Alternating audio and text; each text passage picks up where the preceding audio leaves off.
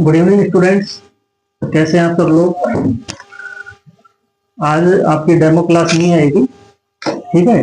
आज कुछ क्वेश्चंस हैं जो बच्चों के डाउट आ रहे थे, करीब 15-16 क्वेश्चन है, ठीक है। तो उन क्वेश्चनों का सॉल्यूशन करवाऊंगा मैं, ठीक है। तो बात करते हैं क्वेश्चन नंबर 4, ठीक है। क्वेश्चन नंबर 4 है, क्षोद्र, गुड़ और स्नेह से अग्निकर्म का उपयोग किसमें किया जाता है, ठीक है। क्षोद्र, गुड़, स्नेह से अग्निकर्म का उपयोग किसमें किया जाता है, ठीक है। तो ये सर्जरी का क्वेश्चन है आपके, ठीक है। तो क्या होता है कि जो भी शस्त्रम होते हैं, ठीक है, तो जो भी शस्त्रम होते हैं, तो शस्त्रमों में क्या होता है कि शस्त्रम करने के बाद में रक्त अधिक निकल जाता है, ठीक है। तो रक्त अधिक निकल जाता है, तो उस अधिक रक्तस्राव को रोकने के लिए, ठीक है, शिरा संधि जो होता है, शिरा और संधि जो स्नायु होते हैं, अस्थिगत रोगों में शस्त्रक्रम करने के बाद में रक्त ज्यादा निकल जाता है, तो उस रक्त को रोकने के लिए जो अग्निकर्म किया जाता है वो क्षोद्र, गुड़ और स्नेह से वो अग्निकर्म किया जाता है, ठीक है। क्वेश्चन नंबर 4, ठीक है। तो इसमें ऑप्शन में दे रखा है संधिगत व्याधि, त्वकगत व्याधि, मांसगत व्याधि और ऑप्शन डी है मेदोगत व्याधि, ठीक है। तो इसमें जो आंसर आएगा वो ऑप्शन ए आएगा, ठीक है। शिरा, संधि और स्नायु और अस्थि, ठीक है। शिरा, संधि, स्नायु और अस्थिगत जितने भी रोग हैं उनमें शस्त्रक्रम करने के बाद में जो अग्निकर्म किया जाएगा वो क्षोद्र, गुड़ और स्नेह से किया जाता है, ठीक है। अगला क्वेश्चन है क्वेश्चन नंबर 21।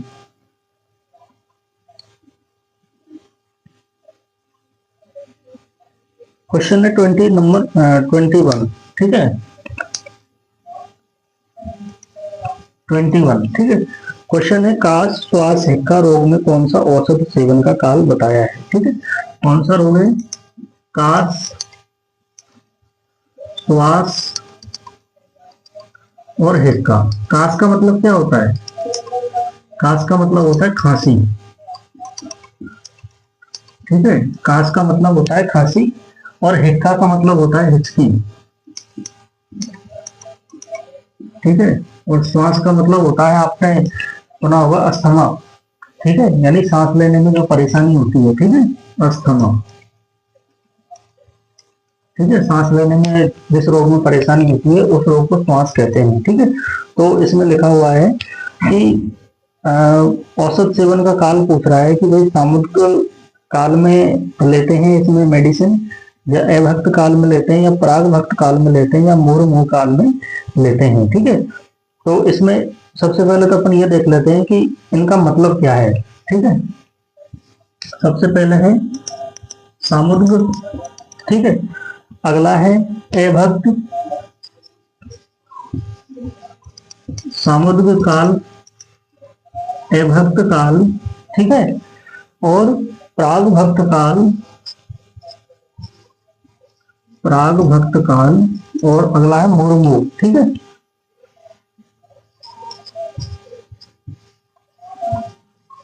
ठीक है, इसका मतलब होता है बार बार, ठीक है। जैसे लवंगादी बटी है, ठीक है, लवंगादी बटी जो खांसी में काम करती है। लवंगादी बटी क्या करती है कि जो कफ जमा होता है, ठीक है, तो उस कफ को पिघलाकर खांसी के माध्यम से बाहर निकाल देती है। तो लवंगादी बटी जिन लोगों को खांसी हुई रहती है उनको बार बार लेनी पड़ती है, ठीक है। लिखा है सामुद्रिक, ठीक है। तो सामुद्रिक में लिखा है कि भोजन से पहले और भोजन के पश्चात, ठीक है, भोजन के पहले और भोजन के पश्चात जो औसत सेवन काल होता है उसे सामुद्रिक कहते हैं, ठीक है। मतलब ऐसी औषधियां जिनको हम भोजन से पहले भी ले रहे हैं और भोजन के बाद में भी ले रहे हैं, उनको कौन सी उस काल को कौन सा काल कहेंगे? सामुद्रिक औषध सेवन काल कहते हैं, ठीक है। अगला है इसमें अभक्त काल, ठीक है। अभक्त का मतलब होता है खाली पेट, ठीक है। यानी पूर्व में खाया हुआ जो भोजन है उसके पच जाने के बाद में, ठीक है। नॉर्मली हमारा जो खाना है वो 4 से 5 घंटे में पच जाता है, ठीक है। तो इसलिए जो होता है, जो अभक्त काल है, अभक्त औसत सेवन काल का मतलब हुआ खाली पेट या पूर्व में जो भोजन किया है उस भोजन के पच जाने के बाद में जो औसत सेवन काल होता है उसे अभक्त काल कहते हैं, ठीक है। अगला है प्राग भक्त, ठीक है। प्राग भक्त में क्या है कि भोजन करने से कुछ समय पूर्व, ठीक है, यानी ऐसा औसत सेवन काल, प्राग भक्त का ऐसा औसत सेवन काल होता है जिसमें औषधि सेवन कराने के तुरंत बाद भोजन करा दिया जाता है, ठीक है। इसका ये मतलब नहीं, अब इसमें कंफ्यूजन होता है कि जो अभक्त काल और प्राग भक्त काल में यही कंफ्यूजन होता है, क्योंकि अभक्त काल तो कह रहा है खाली पेट लेनी चाहिए, ठीक है, और प्राग भक्त भी कह रहा है खाली पेट लेनी चाहिए, लेकिन इनमें फर्क ये है, इनमें टाइम का फर्क है, ठीक है। अभक्त काल में तो ये है कि खाली पेट अपन कभी भी ले सकते हैं, जैसे सुबह अपन ने खाली पेट लिया, खाना अपन 1-2 घंटे के बाद में खा सकते हैं, ठीक है। लेकिन प्राग भक्त में ये है कि आपको खाली पेट तो खानी है, लेकिन उसके तुरंत बाद आपको खाना खाना जरूरी होता है, ठीक है। तो वो हो गया प्राग भक्त, ठीक है। और चौथा ऑप्शन है इसमें मुर्मु, मुर्मु यानी बार बार, ठीक है। तो मैंने एग्जांपल दिया था कि लवंग आदि जो बटी होती है, तो लवंग आदि बटी को अपन दिन में 5-7 बार ले सकते हैं, ठीक है। तो लवंग आदि बटी क्या करती है, जो चेस्ट में जो कफ जमा हुआ होता है, ठीक है, उस कफ को पिघलाकर बाहर निकाल देने का कार्य करती है, ठीक है। तो इसमें जो आंसर आएगा काश श्वास शिखर रोग में, यानी जितने भी श्वसन रोग होते हैं, तो श्वसन रोगों में क्या होता है कि जो औसत सेवन काल होता है वो बार बार होता है, यानी मुर्मु लेनी पड़ती है। तो इसलिए इसका जो ऑप्शन है, ऑप्शन डी ये करेक्ट रहेगा, ठीक है। अगला है इसमें क्वेश्चन है इसमें 125, 125, ठीक है।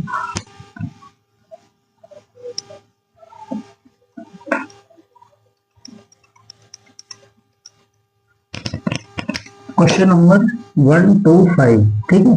125 क्वेश्चन क्या कह रहा है कि किस ऋतु में खान पान की चीजों में मधु मिलाकर, मधु यानी शहद मिलाकर खाना चाहिए, ठीक है। तो किस ऋतु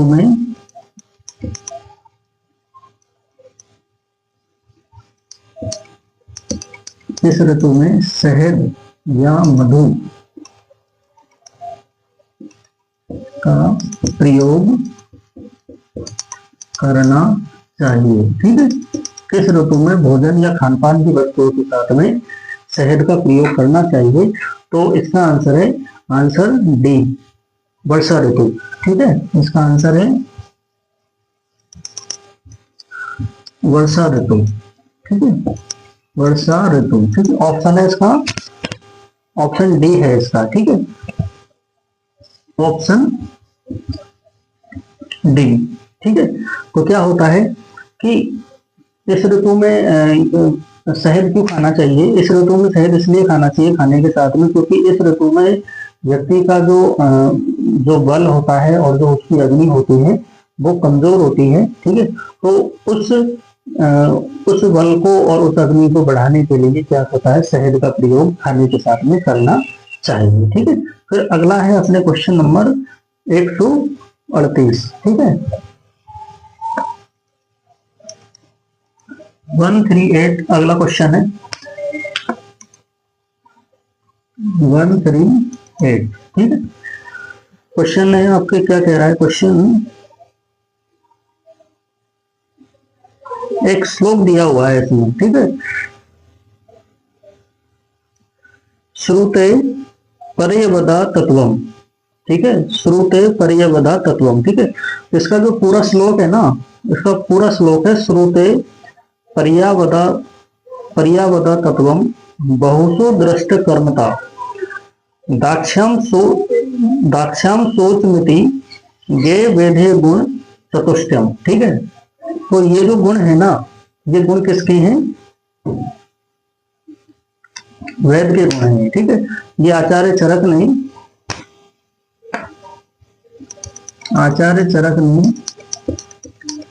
वेद के गुण बताए हैं, ठीक है। वेद के गुण बताए हैं। ठीक है, तो इसमें जो लिखा हुआ है ना, श्रुते पर्यवदा तत्वम,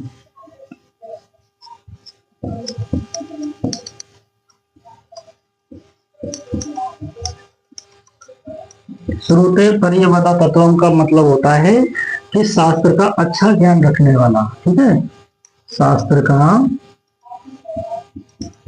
अच्छा ज्ञान रखने वाला। ठीक है, शास्त्र का अच्छा ज्ञान रखने वाला। और आगे जो लिखा है इसमें, बहुसो दृष्ट कर्मता। हाँ, इधर लिख देते हैं, बहुसो दृष्ट कर्मता। ठीक है, बहुसो दृष्ट कर्मता। ठीक है, बहुसो यानी अनेक बार, कर्मों को दृष्टि यानी देखना। ठीक है, मतलब अनेक बार वो जो चिकित्सा के जो कर्म होते हैं। ठीक है, क्या होता है कि आपने देखा होगा इंटर्नशिप में जो डॉक्टर्स होते हैं। ठीक है, तो इंटर्नशिप में क्या होता है, उनको बैठा दिया जाता है, आप लोग देखिए कैसे पेशेंट को ट्रीट किया जा रहा है, कैसे पेशेंट की सर्जरी की जा रही है। ठीक है, तो वो देखता रहता है, समझता रहता है, सीखता रहता है वो। ठीक है, तो जिसने बहुत सारे कर्मों को देख लिया है, बहुसो दृष्ट कर्मता। ठीक है, यानी जो अनेक बार प्रत्यक्ष देख चुका हो। ठीक है, उसे क्या कहते हैं, वो किसके गुण है, वो गुण है वैद के गुण। ठीक है, आगे लिखा है दाक्षाम सोचमति। ठीक है, दाक्षाम सोचमति। ठीक है, यानी दाक्षाम, दाक्षाम यानी दक्ष है। किसमें दक्ष है वो,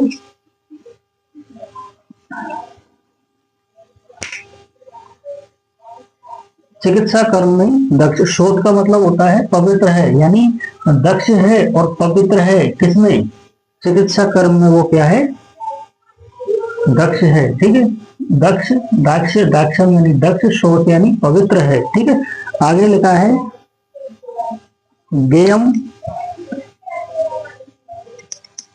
गेयम वेद गुणे चतुष्टयम।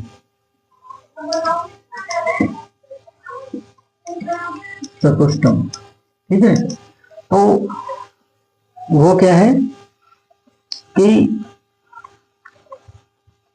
उसने क्या है कि औषधि का जो निर्माण है। ठीक है, औषधि का प्रयोग, औषधि का निर्माण जो बार बार देख चुका हो। ठीक है, तो एक बार इसको कंप्लीट कर देते हैं। ये चतुष्टम यानी 4 गुण होते हैं। तो पहला गुण है शास्त्र का अच्छा ज्ञान रखने वाला।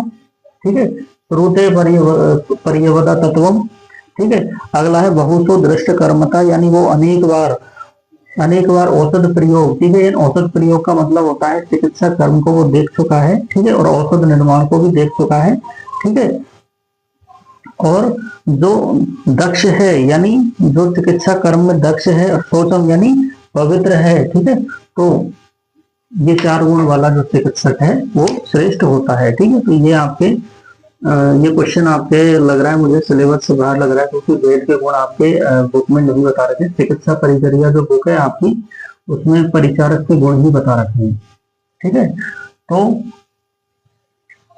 ये श्लोक है, ये श्लोक किसने दिया है, आचार्य चरक ने ये श्लोक दिया है। ठीक है, तो इसका जो आंसर आएगा, इसका आंसर आएगा, आंसर ऑप्शन बी वेद। ठीक है, फिर अगला है आपके क्वेश्चन नंबर 139।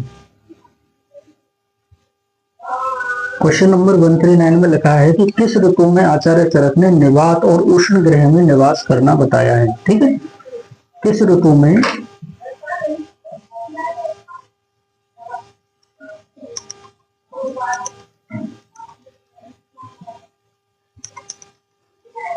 Question number 139 139। ठीक है, आचार्य चरक पूछते हैं कि किस ऋतु में आचार्य चरक ने निवात और उष्ण गृह में, उष्ण गृह यानी ऐसा रूम, ऐसा जो ऐसा भवन जो गर्म है यानी उष्ण है, तो ये किस ऋतु में बताया है। ठीक है, यानी निवात यानी जहां पर बाहर की वायु नहीं आती हो। ठीक है, निवात का अर्थ होता है बाहर की वायु,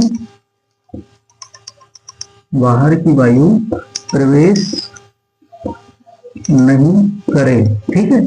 और उष्ण ग्रह, वैसे ये जो शब्द लिखा है ना यहाँ पर, ये वाला एक से ये जो शब्द लिखा है ना ग्रह, ये गलत लिखा है इन्होंने, ठीक है। ये शब्द ऐसे आएगा, ठीक है, उष्ण ग्रह ऐसे आएगा ये शब्द, ठीक है, उष्ण ग्रह, ठीक है। तो उष्ण ग्रह में रहना बताया है, ठीक है। तो हेमंत ऋतु में नहीं होता है, शरद में भी नहीं होता है, वर्षा में भी नहीं होता है, ये होता है शिशिर ऋतु में, क्योंकि शिशिर ऋतु में सबसे ज्यादा ठंड पड़ती है, ठीक है। तो इसका आंसर होगा शिशिर ऋतु, ठीक है। शिशिर ऋतु में कैसे ग्रह में रहना चाहिए? निवात और उष्ण ग्रह में रहना चाहिए, ठीक है। क्योंकि बाहर ठंड ज्यादा होती है, तो अंदर के जो रूम का जो टेम्परेचर है वो ज्यादा होना चाहिए बाहर के वातावरण की अपेक्षा, ताकि व्यक्ति गर्मी में रहे, उसको ठंड ना लगे, ठीक है। अच्छा, अब अगला क्वेश्चन है क्वेश्चन नंबर 22।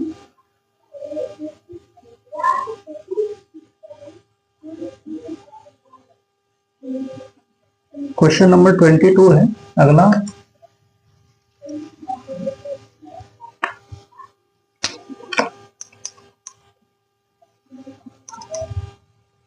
क्वेश्चन है भानुपाक, स्थालीपाक और पुटपाक ये किस भस्म के निर्माण में बताया गया है, ठीक है। तो जो भानुपाक होता है, भानुपाक, स्थालीपाक और पुटपाक,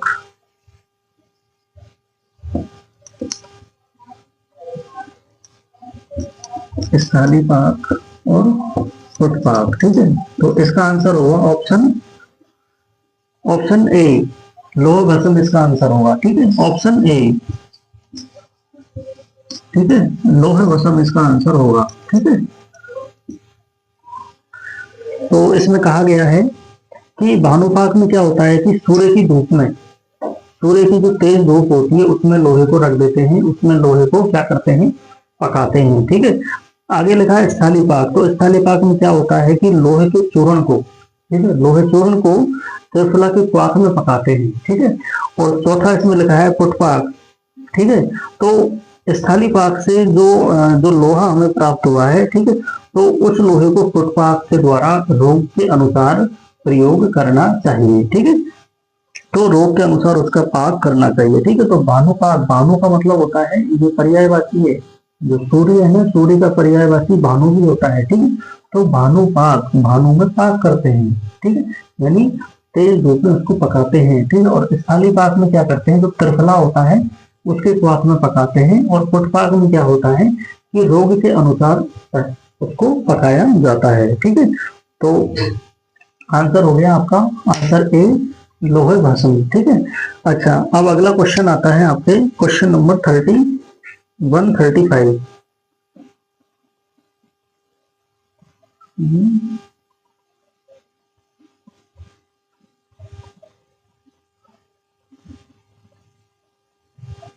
क्वेश्चन नंबर 135।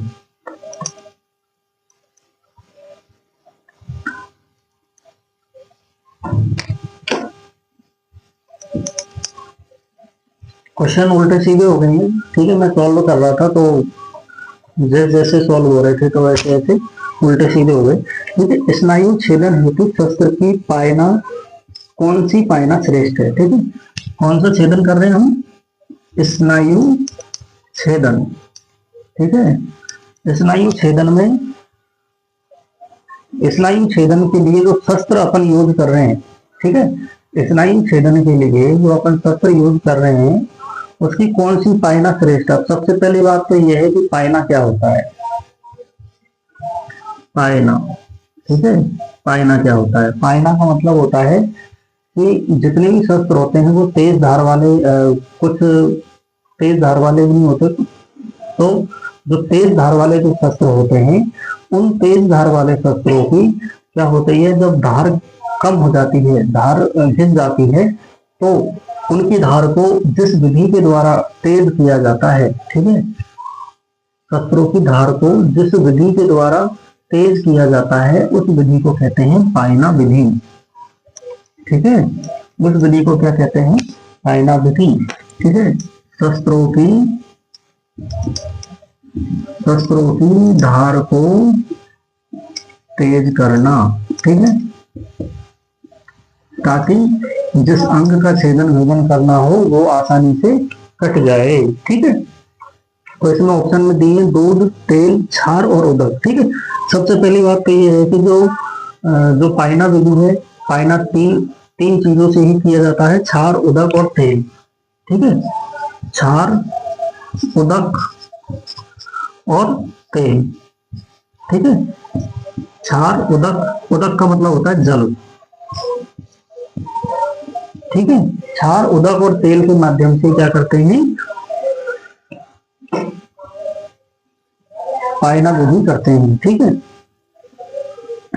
अच्छा, तो पाइना विधि करने से पहले क्या होता है कि जो शस्त्र है उस शस्त्र को अग्नि में बिल्कुल लाल कर लेंगे, ठीक है, अग्नि तप्त कर लेंगे, ठीक है, और उसके बाद में इसमें डुबो देंगे, ठीक है। तो देखो इसका जो आंसर है, इसका आंसर होगा option D, sorry option B, तेल, ठीक है। तो पहले मैं बताता हूँ छार के बारे में। तो अस्थि के छेदन के लिए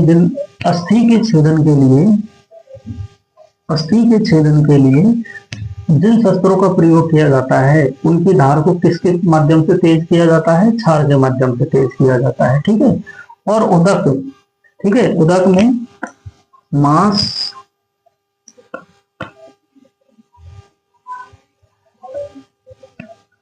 जिन शस्त्रों के द्वारा मांस का छेदन किया जाता है, ठीक है, जिन शस्त्रों के द्वारा मांस का छेदन किया जाता है उन शस्त्रों की जो धार है, यानी उन शस्त्रों की जो पायना विधि है किसके द्वारा की जाती है, जल या उदक के द्वारा की जाती है, ठीक है।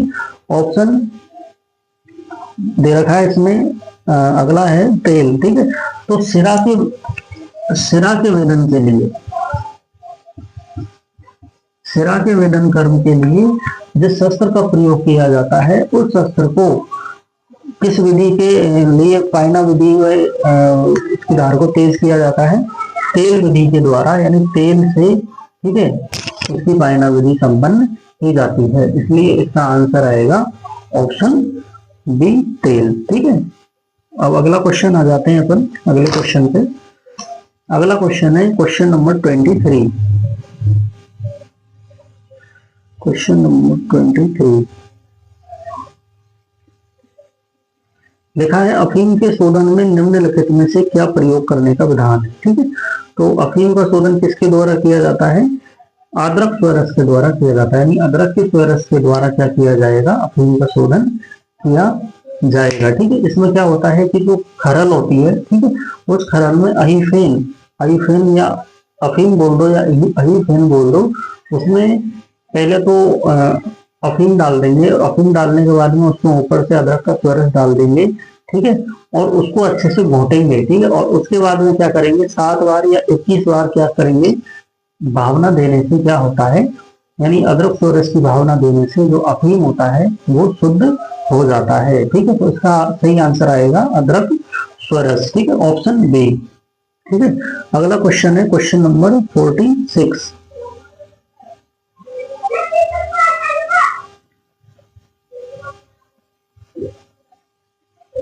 क्वेश्चन नंबर 46,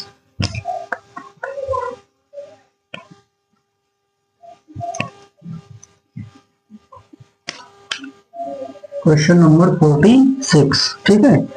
तो लिखा है अधिमास, अबूर्द, मास कीलक, अलजी आदि उत्पन्न होना किसका लक्षण है, ठीक है।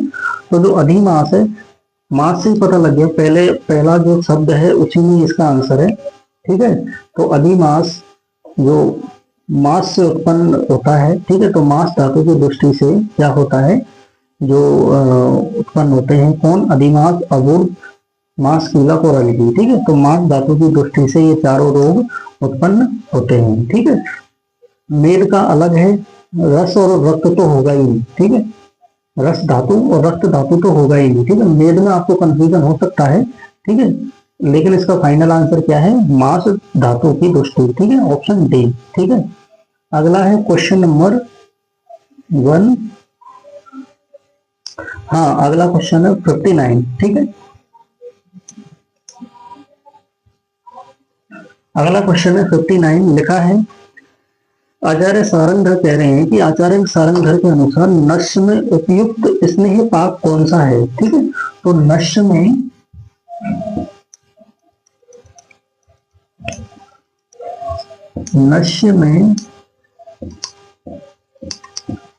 उपयुक्त स्नेह पाक कैसा होता है। ठीक है, तो स्नेह पाक जो होता है वो होता है मृदु। ठीक है, आचार्य सारंगधर के अनुसार जो स्नेह पाक होता है वो कैसा होता है, मृदु होता है, ना तो मध्यम होता है ना वो खर होता है। ठीक है, अगला क्वेश्चन है क्वेश्चन नंबर अगला है क्वेश्चन नंबर 145। ठीक है, 145 नंबर का क्वेश्चन है अगला।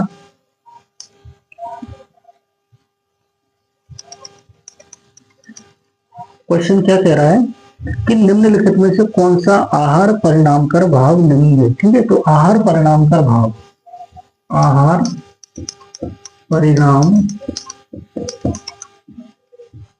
आहार परिणामकर भाव जो होते हैं ये होते हैं 6। कितने होते हैं ये होते हैं 6। ठीक है, तो इसमें है ऊष्मा, क्लेद, वायु।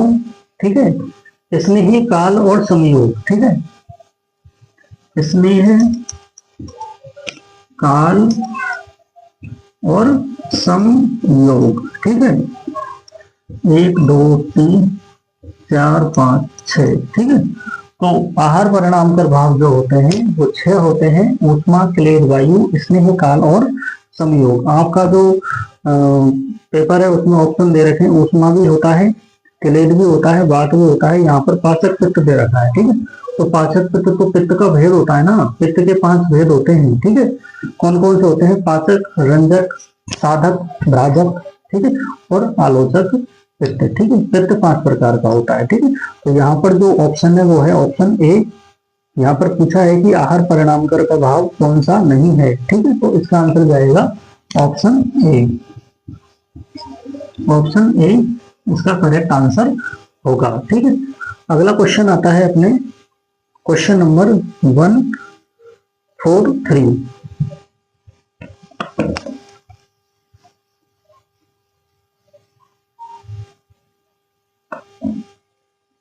143 नंबर का क्वेश्चन है। इसमें 2 कथन लिखे हुए हैं। कथन फर्स्ट कह रहा है कि चतुर्थ मास में गर्भ में स्थिरता उत्पन्न होती है। ठीक है, ये प्रसूति तंत्र का क्वेश्चन है। तो चतुर्थ मास में स्थिरता उत्पन्न होती है, सही बात है। ठीक है, अगला कथन लिखा है कि चतुर्थ मास में गर्भिणी का जो शरीर है वो अधिक भारी प्रतीत होता है। ठीक है, क्योंकि क्या होता है कि जब गर्भ स्थिरता प्राप्त कर लेता है, ठीक है, जब गर्भ स्थिरता प्राप्त कर लेता है तो गर्भिणी को जो खुद का जो शरीर है वो भारी भारी महसूस होने लग जाता है। इसलिए कथन पहला और कथन दूसरा दोनों ही सही है। इसका आंसर जाएगा ऑप्शन डी। ठीक है, क्वेश्चन नंबर 143 का आंसर जाएगा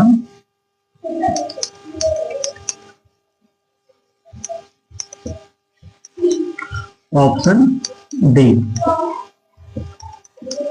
ठीक है, ऑप्शन डी इसका है, दोनों कथन इसके सही है। ठीक है, अगला क्वेश्चन है आपके क्वेश्चन नंबर 93। ठीक है, तो इसमें श्लोक लिखा हुआ है। ठीक है, श्लोक लिखा हुआ है, शब्द स्पर्श रूप रस गंधा। शब्द स्पर्श रूप रस गंधा। ठीक है, शब्द स्पर्श रूप रस गंधा। ठीक है, तो ये क्या है, ये इंद्रियों के अर्थ है।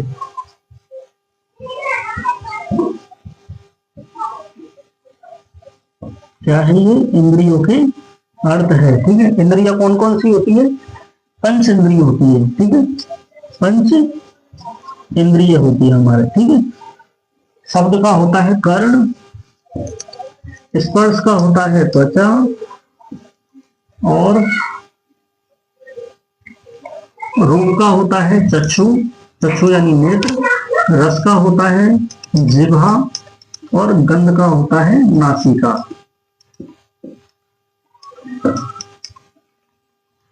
नासिका। ठीक है, तो ये हो गई हमारी पंचेंद्रिय, और इन पंचेंद्रियों के जो अर्थ होते हैं वो शब्द स्पर्श रूप रस गंधा होते हैं। ठीक है, अब इनके एक ऑप्शन में ये और दे रखा है पंचेंद्रियों के द्रव्य। ठीक है, द्रव्य, द्रव्य यानी महाभूत के बारे में और दे रखा है। ठीक है, तो देखो महाभूत के बारे में क्या दे रखा है, आकाश। ठीक है, आकाश वायु अग्नि जल, आकाश वायु अग्नि जल और पृथ्वी। ठीक है, प्रत्येक का। ठीक है, ये प्रत्येक का महाभूत है। ठीक है, तो इसका आंसर जाएगा ऑप्शन डी।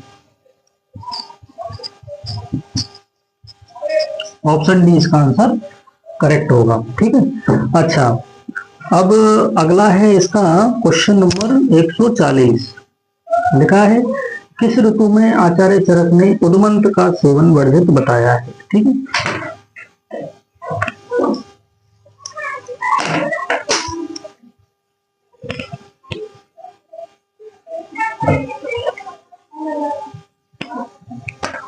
एक 140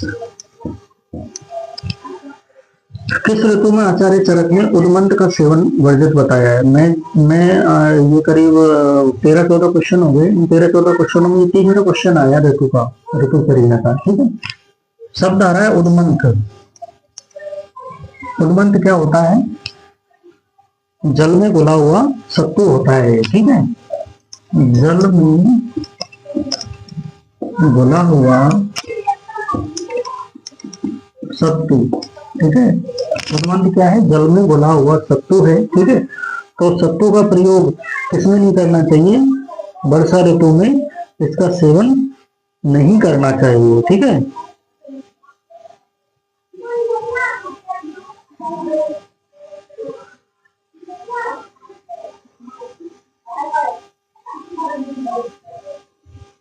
ठीक है, इसके अलावा दिन में सोना, ठीक है, ओस या बरसात में होते समय बाहर घूमना, ठीक है, धूप में बैठना, मैथुन आदि भी इस ऋतु में नहीं करना चाहिए। ठीक है, तो उद्मंत का जो सेवन है वो कौन से ऋतु में नहीं करना चाहिए, वर्षा ऋतु में उद्मंत का सेवन नहीं करना चाहिए। ऑप्शन इसका सी करेक्ट है। ठीक है, ऑप्शन सी इज करेक्ट। ठीक है, अच्छा एक क्वेश्चन और था, क्वेश्चन नंबर मुझे ध्यान नहीं है, क्वेश्चन नंबर 117 है, सॉरी।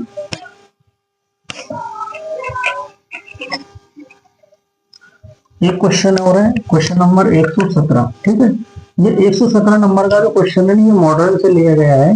इसमें ये पूछा गया है कि जो आइस पैक होता है ना, इस प्रकार का एक आइस पैक होता है। ठीक है,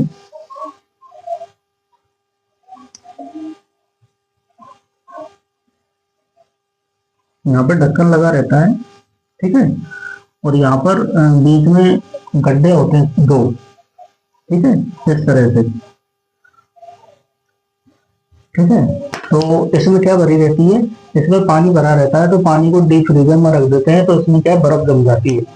ठीक है, तो जो हमारा जो टीकाकरण जो होता है ना बच्चों का और महिलाओं का जो टीकाकरण होता है, ठीक है, ऐसा जो डिब्बा होता है, ठीक है, इस तरह का डिब्बा होता है, नीले कलर का देखा होगा आपने। ठीक है, तो उस डिब्बे में 4 इस तरह के आइस पैक लगे रहते हैं। ठीक है, एक इधर मतलब चारों साइड में। ठीक है, ये 3D में बना सकते हैं इसको। ठीक है, चारों साइड में और बीच में वैक्सीन रखी रहती है। ठीक है, जब टीकाकरण होता है तो उस समय पर क्या होता है कि कुछ वैक्सीन को तो आइस पैक के बगल में रखा जाता है और कुछ वैक्सीन को इसमें रखा जाता है, मतलब आइस पैक के ऊपर रखा जाता है। तो इसी से संबंधित क्वेश्चन था आपके कि कौन सी वैक्सीन को आइस पैक के ऊपर रखते हैं। ठीक है, तो इसमें है, एक तो है रोटा वैक्सीन जो होती है, रोटा वायरस के लिए जो वैक्सीन होती है। ठीक है, रोटा वायरस की जो वैक्सीन होती है उसको भी आइस पैक के ऊपर रखेंगे। ठीक है, एक होती है मीजल्स की वैक्सीन, ठीक है, उसको भी आइस पैक पे रखेंगे। एक होती है बीसीजी की वैक्सीन। ठीक है, और लास्ट में है पोलियो की वैक्सीन। ठीक है, जो पोलियो की वैक्सीन होती है उसको भी कहाँ रखेंगे, आइस पैक के ऊपर रखेंगे, ठीक है। जबकि आइस पैक से नीचे जो रखते हैं, एक तो पेंटा वैक्सीन जो होती है उसको आइस पैक से नीचे रखते हैं, ठीक है। जो पीसीवी वैक्सीन होती है उसको, एक होती है डीपीटी, इसको भी आइस पैक से नीचे रखते हैं, ठीक है। और एक होती है टीडी, ठीक है, टेटनस डिप्थीरिया, ठीक है। टेटस डिप्थीरिया जो होती है उस वैक्सीन को भी आइस पैक से नीचे रखते हैं, ठीक है। पेंटावेलेंट वैक्सीन, ठीक है, और न्यूमोकोकस वैक्सीन, ठीक है, ये निमोनिया के लिए उपयोग में ली जाती है। डीपीटी यानी डिप्थीरिया परटूसिस टेटनस वैक्सीन, ठीक है, और टीडी यानी टेटनस डिप्थीरिया वैक्सीन, ठीक है। इनको रखेंगे आइस पैक के नीचे, आइस पैक से नीचे। और रोटा, मीजल्स और बीसीजी और पोलियो वैक्सीन को रखेंगे कहाँ पर, आइस पैक के ऊपर। तो उसका जो आंसर था ना, कई बच्चे डीपीटी मान रहे थे उसका आंसर, लेकिन उसका करेक्ट आंसर पोलियो होगा, ठीक है। अच्छा, दो क्वेश्चन और है जो आपके उससे हैं, क्या बोलते हैं, क्वेश्चन नंबर 126 है ये। नवंबर 1919 में अखिल भारतीय खिलाफत सम्मेलन के अध्यक्ष कौन थे? तो इसका जो आंसर है वो महात्मा गांधी होगा। मैंने काफी सर्च किया था गूगल पे, ठीक है, पूरा खिलाफत आंदोलन पढ़ा था, तब मुझे जाके पता लगा है कि महात्मा गांधी 1919 नवंबर में किसके अध्यक्ष थे, अखिल भारतीय खिलाफत सम्मेलन के अध्यक्ष थे। इसका करेक्ट आंसर है ऑप्शन ए, महात्मा गांधी, ठीक है। अच्छा, एक क्वेश्चन और है आशा सहयोगिनी के बारे में, क्वेश्चन नंबर 116, क्वेश्चन नंबर 116 जो आशा सहयोगिनी के बारे में है ये क्वेश्चन, ठीक है। तो इसमें लिखा है कि आशा सहयोगिनी के बारे में कौन सा एक कथन सही नहीं है, ठीक है, एक कौन सा एक कथन सही नहीं है। तो कह रहा है कि पहला ऑप्शन कह रहा है कि आशा एक कुशल जन्म परिचर है, ठीक है, मतलब आशा एक कुशल जन्म परिचर है। इसका अर्थ ये है, ये यहाँ पर ये कहना चाह रहा है कि आशा क्या करती है, जो गांव की जो गर्भवती महिलाएं होती है, ठीक है, उनको हॉस्पिटल में ले जाने का काम करती है, यानी जो सरकारी या प्राइवेट अस्पताल में ले जाने का काम करती है, ताकि गांव के लोग घर पे ही प्रसव ना कराएं, ठीक है। और प्रसव कराने पर, अस्पताल में प्रसव कराने से पैसे भी मिलते हैं, इसलिए जो आशा सहयोगिनी होती है उसका ये कार्य होता है कि गांव के लोगों को समझाए, लेडीज को समझाए कि भाई आप चिकित्सा संस्थान में प्रसव कराइए, वहां अगर कोई कॉम्प्लिकेशन होता है तो तुरंत आपको वहां पर मदद मिलेगी, ठीक है, और आपको पैसे भी मिलेंगे, ठीक है। तो इसलिए अपन ऑप्शन ए को सही मान सकते हैं, क्या सही है ऑप्शन ए, ठीक है, कुशल जन्म परिचय है, ठीक है। ऑप्शन बी है मामूली बीमारियों के लिए प्राथमिक चिकित्सा देखभाल करना, हाँ सही बात है, ठीक है। कुछ दो चार तरह की दवाइयां जैसे जिंक टैबलेट होती है, पैरासीटामोल टैबलेट होती है, ओआरएस होता है, ठीक है, वो आशा को दिया हुआ रहता है, ठीक है, आशा के पास में वो रहता है, ठीक है। तो जो छोटी मोटी बीमारियां होती है, ठीक है, उनमें जैसे मान लो किसी बच्चे को बुखार आ रहा है, ठीक है, तो आशा को पता लगा किसी बच्चे को बुखार आ रहा है, तो वो गोली देकर उस बच्चे को वहां से चिकित्सा संस्थान के लिए रेफर कर सकती है, ठीक है, ताकि बच्चे की जो हालत है और गंभीर ना हो, ठीक है। मान लो किसी को डायरिया हो रहा है, अतिसार हो रहा है, दस्त लग रही है किसी बच्चे को, तो जिंक की टैबलेट देने से क्या है कि उसकी अतिसार रुक जाएगा और उसको रेफर कर दिया जाएगा चिकित्सा संस्थान पर, जहां पर बच्चे को प्रॉपर ट्रीटमेंट उपलब्ध हो जाएगा, ठीक है। अच्छा, ऑप्शन डी लिखा है आशा उसी गांव की होनी चाहिए, सही बात है, आशा उसी गांव की होनी चाहिए, ठीक है। उससे क्या होता है कि आशा अगर दूसरे गांव की होगी तो वो घर घर जाकर लोगों से संपर्क नहीं कर पाएगी, क्योंकि बाहर के लोगों को पब्लिक जो है वो सारी चीजें, अपनी जो पर्सनल चीजें हैं, ठीक है, डिलीवरी वगैरह से रिलेटेड, गर्भ अवस्था से रिलेटेड जितनी भी चीजें हैं वो नहीं बता पाएगी, ठीक है। इसलिए आशा के चयन में सबसे पहली प्राथमिकता जो होती है, सबसे पहली प्राथमिकता यही होती है कि आशा उसी गांव की होनी चाहिए, ठीक है। अच्छा, ऑप्शन सी लिखा है कि वे अभिमानित महिलाएं होती है, ठीक है, अभिमानी महिलाएं होती है, ठीक है, तो ये जमता नहीं है ये ऑप्शन, ठीक है। तो इसका जो ऑप्शन है, ऑप्शन सी ही इसका राइट आंसर होगा कि ये अभिमानित महिलाएं है, ठीक है। तो ऑप्शन सी जाएगा इसका आंसर, ठीक है, ऑप्शन सी, ठीक है। तो ये कुछ क्वेश्चन थे, 17 के आसपास क्वेश्चन थे, तो इनका सॉल्यूशन हो गया है, ठीक है, आप लोग देख लेना। और अगर किसी को लग रहा है कि मुझे इस क्वेश्चन में डाउट है, ठीक है, तो वो मुझे पर्सनली मैसेज कर दे, ठीक है, तो मैं आपके जो डाउट है उसको क्लियर कर दूंगा, ठीक है। Thank you.